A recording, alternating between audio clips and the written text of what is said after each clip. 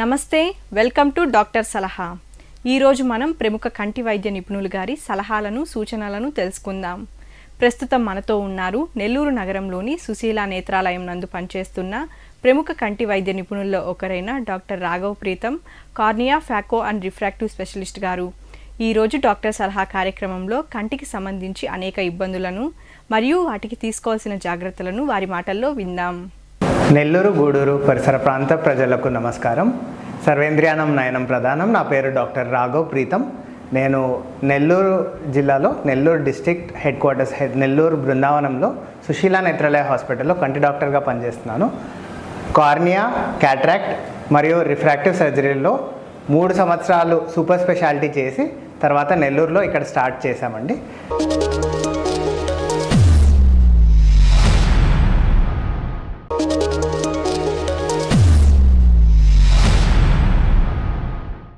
Doctor గారు, కండ్ల కలకలు అంటే ఏమిటి? అది ఎవరిలో వస్తుంది? కళ్ళ కలకలు చిన్నపిల్లల్లో వేరు విధంగాను, పెద్దల్లో వేరే విధంగాను వస్తుంది. చిన్నపిల్లల్లో ముందుగా ఫీవర్, దగ్గు, జలుబు వచ్చే అవకాశం ఉంటుంది. దగ్గు, జలుబు, ఫీవర్ వచ్చిన వారం లోపు ఈ కంటి నుంచి నీళ్ళు కారడము, పుసులు కారడము ఇలాంటి సిమ్టమ్స్ స్టార్ట్ అవుతాయి. దాని తర్వాత కళ్ళు పూర్తిగా ఎర్రగై ఒక కన్ను ముందు స్టార్ట్ అయ్యి తర్వాత రెండో కంటికి వచ్చే అవకాశం ఉంటుంది. పెద్దల్లో ఫీవర్ అంత బాగా ప్రామినెంట్గా కనపడదు. అంటే ఫీవర్ కొన్నిసార్లు తెలిసి తెలియకుండానే వెళ్ళిపోతుంది. బట్ మెల్లగా వాటర్ కారడము, నీళ్ళు కారడము, పుసులులాగా రావడము జరుగుతుంది. ఒక కంట్లో ఎక్కువ ఉండడం, రెండో కంట్లో చాలా తక్కువ ఉండడం కూడా జరగచ్చు. ఇట్లాంటి డిఫరెన్సెస్ ఉంటాయి. ఒక్కసారి కళ్ళ కలకలు సోకితే మనం ముఖ్యంగా తీసుకోవాల్సిన జాగ్రత్త ఇంకొకరికి రాకుండా ఉండేలాగా మనము జాగ్రత్తలు తీసుకోవాలి. ఎలా తీసుకోవాలి? మనం ఎక్కడికి వెళ్ళినా కానీ నీట్గా చేతులు కడుక్కొని శుభ్రంగా కంటిని టచ్ చేయాలి. కర్చీఫ్ లాంటివి వాడకుండా టిష్యూ పేపర్స్ దొరుకుతాయి, డిస్పోజబుల్ టిష్యూ పేపర్స్ తీసుకొని ఒక్కసారి వాడిన తర్వాత నీట్గా దాన్ని డస్ట్బిన్లో వేయాలి. కర్చీఫ్తో ప్రాబ్లం ఏంటంటే మనం ఒక్క కంటితో రుద్దుకొని రెండో కంటికి రుద్దుకున్నప్పుడు రెండో కంటికి కూడా కళ్ళ కలకలు సోకే అవకాశం ఉంటుంది. దాంతోపాటు ఆ కర్చీఫ్ని ఎక్కడన్నా మనం బయట పెట్టినప్పుడు కూడా దాని నుంచి కూడా వేరే వాళ్ళకి సోకే అవకాశం ఉంటుంది. మూడోది, మంచిగా పౌష్టికతమైన ఆహారం తీసుకోవాలి. ఫ్రూట్స్ ఎక్కువ తీసుకోవాలి, వెజిటబుల్స్ ఎక్కువ తీసుకోవాలి. మళ్ళీ ఫ్రూట్స్లో ఏం తీసుకోవాలి? బనానాస్ బాగా తినచ్చు, యాపిల్స్ బాగా తినచ్చు. బేసిక్గా ఇవన్నీ మన బాడీలో ఉన్న ఇమ్యూనిటీని స్టిమ్యులేట్ చేస్తాయి. వైరస్కి ఎప్పుడు మనకి ట్రీట్మెంట్ లేదు. అందుకే మనం కరోనా వైరస్ వచ్చినప్పుడు కూడా ఎంత కష్టపడినా కానీ దానికి ట్రీట్మెంట్ మనం సాధించలేకపోయాం.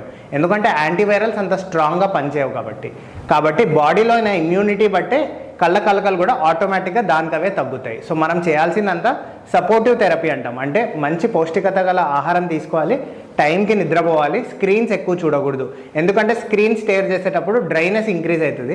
డ్రైనెస్ ఇంక్రీజ్ అయినప్పుడు వైరస్ ఎక్కువ అయ్యే అవకాశం ఉంటుంది. వైరస్ ఈజీగా కంట్లోపలికి వెళ్ళే అవకాశం కూడా ఉంటుంది. సో వీలైనంత వరకు స్క్రీన్స్ని అవాయిడ్ చేసి పౌష్టికత గల ఆహారం తీసుకొని నీట్గా శుభ్రంగా మనల్ని, మన పరిశుభ్రాలని, మన సరౌండింగ్స్ని క్లీన్గా పెట్టుకుంటే వీలైనంత వరకు చాలా తక్కువ సిమ్టమ్స్ ఉంటాయి. దీంతోపాటు మీరు డాక్టర్ దగ్గరికి వెళ్తే ఒకవేళ అవసరం అయితే వేరే కొద్దిగా సపోర్టివ్ డ్రాప్స్ ఇస్తారు. దీంట్లో లుబ్రికేటింగ్ డ్రాప్స్ అంటాము. అవి మట్టుకు వేసుకుంటే సరిపోతుంది. ఇది మోస్ట్లీ సెల్ఫ్ లిమిటింగ్ డిసీజ్, అంటే దానికి అదే తగ్గిపోయే అవకాశం ఉన్న డిసీజ్. దాంట్లో మనం ఎక్కువ మందులు వాడాల్సిన అవసరం లేదు. వారం 10 రోజుల తర్వాత ఆటోమేటిక్గా డిసీజ్ వెళ్ళిపోతుంది. కానీ వారం 2 వారాల్లో మనం ముఖ్యంగా చేయాల్సింది ఏంటి అంటే మన నుంచి వేరే వాళ్ళకి సోకకుండా ఉండడానికి మనం వీలైనంత వరకు జాగ్రత్తలు తీసుకుంటూ ఉండాలి.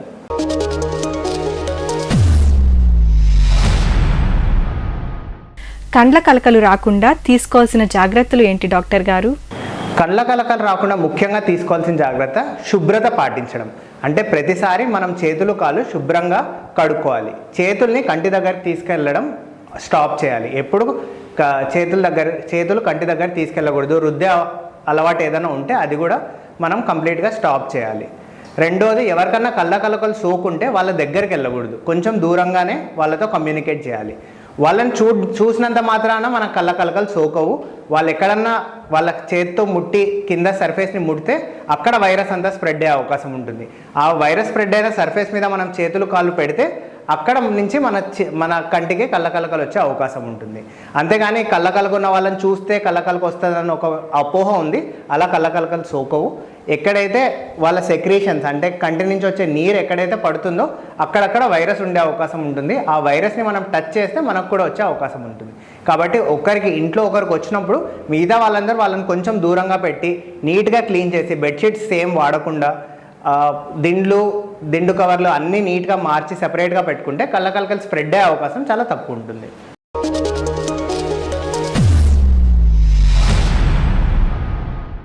లెన్స్ అంటే ఏమిటి, అవి ఎన్ని రకాలు ఉంటాయి డాక్టర్ గారు? సో లెన్స్ గురించి చాలా అపోహలు ఉన్నాయి. శుక్లం ఆపరేషన్ చేస్తున్నారు, లెన్స్ పెడతారా లేదా, పెడితే ఎటువంటి లెన్స్ పెడతారు, వాటిలో ఎన్ని రకాలు ఉంటాయి, ఏ లెన్స్ పెట్టించుకోవాలి, ఈ లెన్స్ ఎందుకు ఇంత కాస్ట్లీ ఉంది, ఈ లెన్స్ ఎందుకు ఇంత తక్కువ ఉంది అని చాలా డౌట్స్ ఉన్నాయి అందరికీ. సో ముఖ్యంగా ఒకటి ఏంటంటే అండి, 21st సెంచరీలో శుక్లం ఆపరేషన్ చేస్తే ఖచ్చితంగా అద్దం పెట్టాలండి. అద్దం పెట్టకపోతే ఒక రకంగా అది క్రైమ్ అనే చెప్పుకోవచ్చు. ఎందుకంటే అద్దం పెట్టడం వల్ల చిన్నప్పుడు మనకు ఎంత విజన్ ఉందో, అంటే పుట్టినప్పుడు మనకు ఎంత చూపు ఉందో అంత చూపుని మనం వాపస్ ఇచ్చే అవకాశం ఉంది. సో అద్దంకి అంత పవర్ ఉంటుంది. కాబట్టి ఖచ్చితంగా అద్దం పెట్టాలి. అద్దాలో చాలా రకాలు ఉన్నాయి. కొన్ని పెద్ద కోత పెట్టి పెట్టే అద్దాలు ఉంటాయి, రిజిడ్ లెన్సెస్ అంటాము. కొన్ని ఫోల్డబుల్ లెన్సెస్ ఉంటాయి, అంటే ఎంత చిన్న రంధ్రం చేసినా దాంట్లోపనే ఇముడుకుపోయి అవి లోపలికి వెళ్ళిపోయి ఓపెన్ అయిపోతాయి. సో ఇట్లాంటి లెన్సెస్ చాలా ఎఫెక్టివ్గా ఉంటాయి. చాలా చిన్న ఇన్సిషన్ ద్వారా కూడా మనం లోపలికి వెళ్ళొచ్చు. దీంట్లో ముఖ్యంగా చెప్పుకోవాల్సింది ఎల్లో కోటెడ్ లెన్సెస్ అంటాం. అంటే లెన్స్ కలర్ ఎల్లో కలర్లో వస్తుంది. దీనివల్ల అడ్వాంటేజ్ ఏంటి అంటే కంట్లో లైట్లో బ్లూ కిరణాలు ఉంటాయి. బ్లూ కిరణాల వల్ల మన నరం డ్యామేజ్ అయ్యే ఛాన్స్ ఉంది. ముఖ్యంగా డయాబెటిక్స్లో ఈ నరం డ్యామేజ్ అయ్యే అవకాశం చాలా ఎక్కువ ఉంటుంది. సో వీళ్ళలో ఆ ఎల్లో కోటెడ్ లెన్సెస్ వేయడం వల్ల ఆ రెటినాన్ కూడా అంటే నరంని కూడా మనం ప్రొటెక్ట్ చేసే ఛాన్స్ ఉంటుంది. దీనితో పాటు దగ్గర చూపు, ఇంటర్మీడియట్ అంటే కంప్యూటర్ డిస్టెన్స్, దూరం చూపు 3 కనిపించే లాంటి లెన్సెస్ కూడా ఉన్నాయి. సో మన అవసరం బట్టి మనం చేసే పని బట్టి అందరికీ ఒకేలాంటి లెన్స్ ఒకే లెన్స్ సరిపోతుందని నేను చెప్పను. మనం చేసే పని బట్టి, మన కాలక్షేపంగా చేసే పనులు బట్టి కూడా మన లెన్సెస్ డిసైడ్ అవుతాయి. సో మీ డాక్టర్తో ఖచ్చితంగా మీకు ఏ లెన్స్ కావాలనో డిస్కస్ చేయండి. అంటే నేను ఈ పని చేస్తాను, నేను ఎక్కువ పేపర్ చదువుతాను, నేను ఎక్కువ రాసుకునే పని చేస్తాను, బయట ఎక్కువ వెళ్ళను, ఎక్కువ బైక్ నడపను, లేదంటే డ్రైవింగ్ ఎక్కువ చేయను, అలాంటి వాళ్ళకి మల్టీఫోకల్ లెన్సెస్ అంటాం. అంటే దగ్గర చూపు చాలా చక్కగా కనపడుతుంది, దూరం చూపు కూడా చాలా చక్కగా కనపడుతుంది. అలాంటి లెన్సెస్ బాగుంటాయి. అలా కాకుండా నేను ఎక్కువ స్పోర్ట్స్ ఆడతాను, లేదంటే జాగింగ్ చేస్తాను, ఇలా నేను డ్రైవింగ్ చాలా ఇంపార్టెంట్, నేను చాలా ఎక్కువసేపు డ్రైవ్ చేస్తాను, అలాంటి వాళ్ళకి extended depth of focus lenses అంటాం. అలాంటి లెన్సెస్ కూడా చాలా ఇంపార్టెంట్. ఇలా ఒక్కొక్కరి అవసరం బట్టి డిఫరెంట్ లెన్సెస్ ఉంటాయి. డిఫరెంట్ లెన్సెస్ బట్టి డిఫరెంట్ ప్రైస్ ఉంటుంది. సో దాని ప్రకారమే మనం వెళ్తే ఖచ్చితంగా మనకు కావాల్సిన అవుట్కమ్, అంటే మీరు ఎలాంటి విజన్ కోరుకుంటున్నారో అది మనము కస్టమైజ్ చేసి మీకు ఇవ్వచ్చు. అంటే ఒక్కొక్కటి అసెంబుల్ చేసి మీకు ఇవ్వచ్చు. సో అట్లాంటి ఒక లేటెస్ట్ యుగంలో మనం ఉన్నాము. సో డెఫినెట్గా మీ లెన్సెస్ గురించి మీ డాక్టర్ గారితో మాట్లాడండి.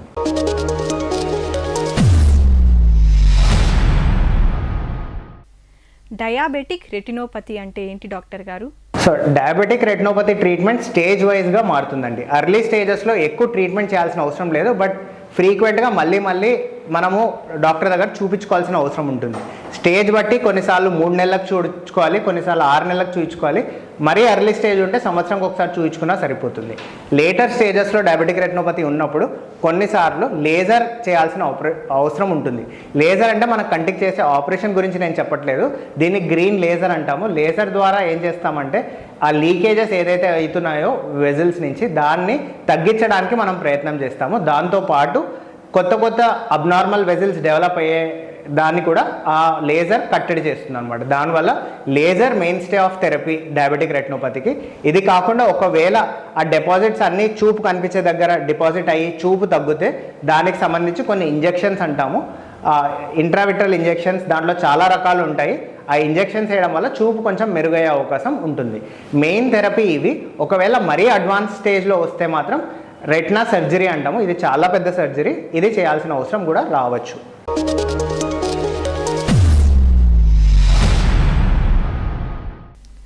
డయాబెటిక్ రెటినోపతికి ట్రీట్మెంట్ ఏముంటుంది డాక్టర్ గారు? ముఖ్యంగా డయాబెటిక్ రెటినోపతిలో మనం తీసుకోవాల్సిన జాగ్రత్తలు ఏంటంటే నిర్లక్ష్యం వదిలేయాలి. డయాబెటిక్ రెటినోపతి ఎవరికన్నా వచ్చే అవకాశం ఉంటుంది.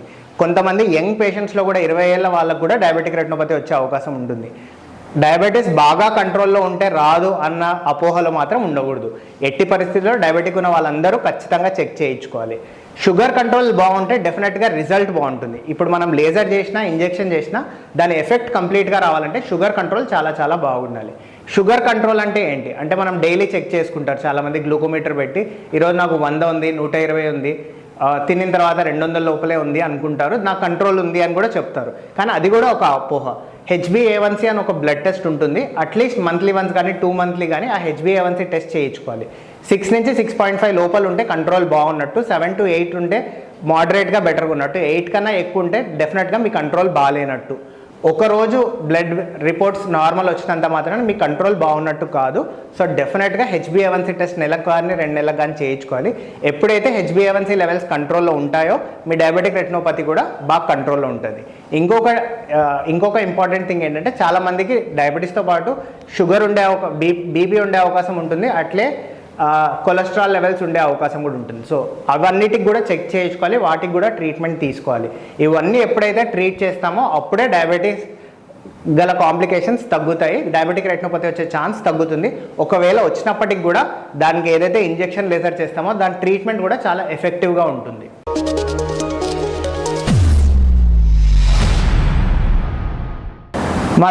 మా దగ్గర కంటికి సంబంధించి సూపర్ స్పెషాలిటీ సర్వీసెస్ అన్నీ అవైలబుల్లో ఉన్నాయి. సూపర్ స్పెషాలిటీ సర్వీసెస్ అంటే నల్లగుడ్డుకు సంబంధించిన ప్రాబ్లమ్స్ నుంచి నీటి శుక్లాలు, శుక్లం ఆపరేషన్, నరంకి సంబంధించిన ప్రాబ్లమ్స్ అంటే రెటినోపతి సంబంధించిన ప్రాబ్లమ్స్ కూడా అన్నిటికీ ట్రీట్మెంట్ సొల్యూషన్స్ మా దగ్గర లభిస్తున్నాయి.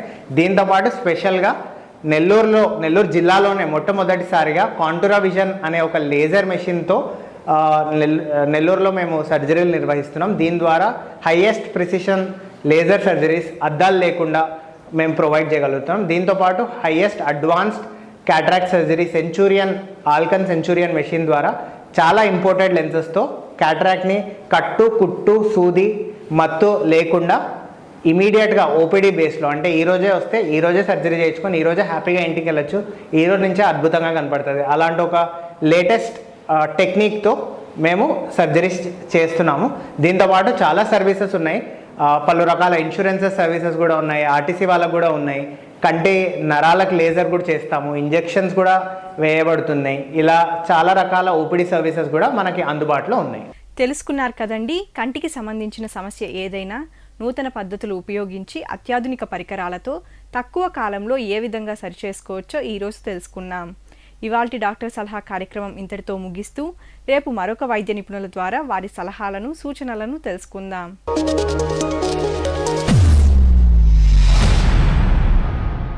డాక్టర్ సలహా కార్యక్రమం ప్రతిరోజు మీ శివాబీ న్యూస్ ఛానల్ నందు ఉదయం 8:30 తిరిగి మధ్యాహ్నం 2:30 మరియు రాత్రి 9:30 ప్రసారమగును.